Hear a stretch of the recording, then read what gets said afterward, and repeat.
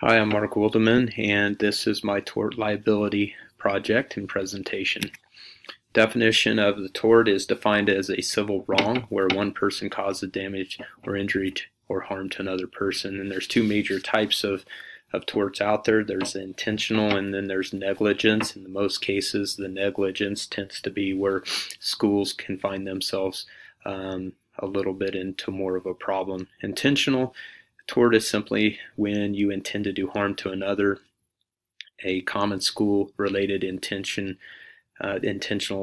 liability was battery and assault. Negligence is, again, the more common and its appropriate level. It's defined by, did the school provide the appropriate level of care towards the responsibility based on the job description. One case I looked at was the Mitchell versus Cedar Rapids Community School District. In this case, in 2007, a 9-year-old special ed with some very specific IEP language left school grounds with another friend, got into with an older person that was kind of her boyfriend, and was involved in a sexual act.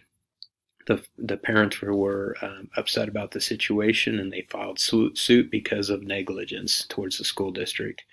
Reactively, again, get the conference with the supervising staff, supervising a special ed person, and make sure that we know our story of what went wrong, what are some things that happened in that day and why this student left school grounds. Proactively, making sure all staff is clear about all IEPs, not just in this case, but all IEPs that you might be involved with in your class. And in some cases, our school doesn't always do a great job in making sure that teachers are aware of those cases, but train the staff and make sure that they're proactively aware. Professional ethics. In this case, just simply take ownership, have professionalism, higher levels of morals, and develop a strong relationship so we better can serve our kids and maintain that. The next one was a personal event that happened this weekend. It's not a case yet, and I hope it doesn't become, but during state wrestling, which was this weekend, we had major blizzard going on outside, but inside we had this 3-year-old that fell from the upper deck to the Coliseum floor. And the basic case is that there's railings all the way around the upper level, and a lot of the fans would come down to watch the mats, especially when their communities athletes were competing, and they'd stand along the railing. Well, this kid did, and he fell to the floor. So I'm sure that in 1970s when this Coliseum was built, it met standards. Is those standards still in place? And in this case, is Fort Hays State University and/or Acacia liable for negligence? And by the way, the kid turned out fine, thank goodness. He got some heavy bruising and stuff, but nothing bad. Reactively, again, I would have taken a list of anybody that witnessed it, did their description of what took place, so that you had kind of an understanding in case something came up. Proactively, I would have the PA announcer announce multiple times, or in times when you see fans lining up along the railings to stay away from that area. I would even consider having a security staff moving through that area at times, just reminding especially kids to stay away from that railing. Professional ethics in this instance, again, have a high level of compliance, making sure that you're reviewing your building and making sure, even in our school buildings, are we meeting codes that are appropriate or have recently changed. In the LW versus Taurus River Regional School Board 2007 case, in this case here, a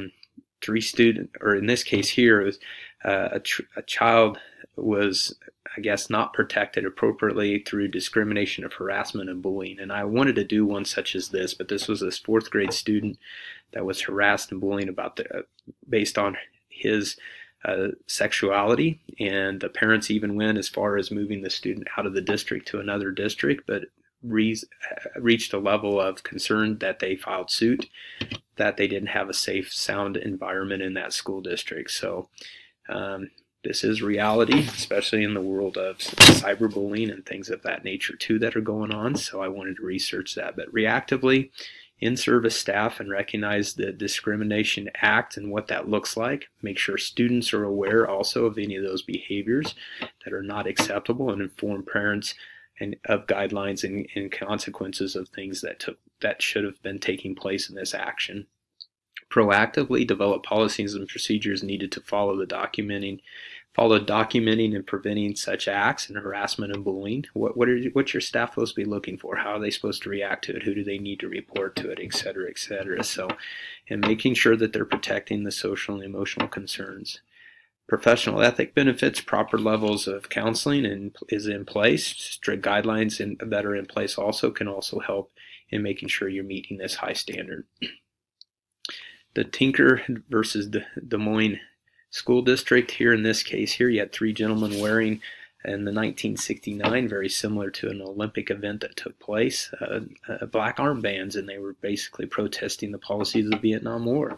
The district court found that the school district as being negligent or not negligent, and said that they acted appropriately when they told the kids they could not do that, but the Court of Appeals turned that over and basically said the students did a protest that was really very, I guess what you would say, appropriate and handled appropriately, and did not and reversed the policy. So reactively, I'd look into our social and emotional well-being of what are some active events going on in the area, and making sure that these kids are aware that we were in wrong, and there's an appropriate way to carry out the findings. Proactively develop policy and procedures, or making sure they are clearly stated in the expectations of students in regarding to their freedom of speech. We got to protect that. Doesn't mean that we can go in there and be dictators. Kids need to know what is the appropriate way to express themselves, and more awareness and corrections for that. So you can professional ethics, strong communication, leadership. The rights for all students should be clearly stated. Give all stakeholders their right for freedom of speech. And the last one I did here was the home versus the Manhattan Beach. And again, this is another one that I wanted to kind of seek out a little bit. Knowing that sometimes students can leave campus when they're not supposed to. And we've had a little bit of this issue mostly during lunchtime. Didn't reach this level, but a 10-year-old left as an elementary student, left without permission at the end of the class or end of the school day. 4 blocks down from the school, he was hit by a motorcycle and seriously injured. Obviously, the parents filed suit against the school, but the school was held not liable, even though they did have a breach of a student leaving school grounds. Once that kid left school grounds, and definitely a distance away, that we're not liable, at least in this. And there's some gray area. This was a California case, and there was some gray area about how to treat this. Reactively meet with staff directly responsible for this student's supervision and why he left early and what we could have done, and making sure that it was communicated to the appropriate people. When this happened, did they tell the administration as soon as they discovered this? Did the administration call the cops and the parents to let them know that this took place?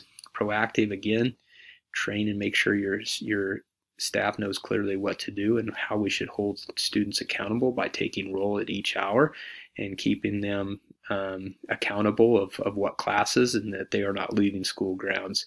And again, professional ethics is the idea that we should always be thinking for the safety of the student body, and off-campus awareness is with the surrounding, with maybe talking with the local city police and such about some awareness of how to make sure that you're walking appropriately as you leave school.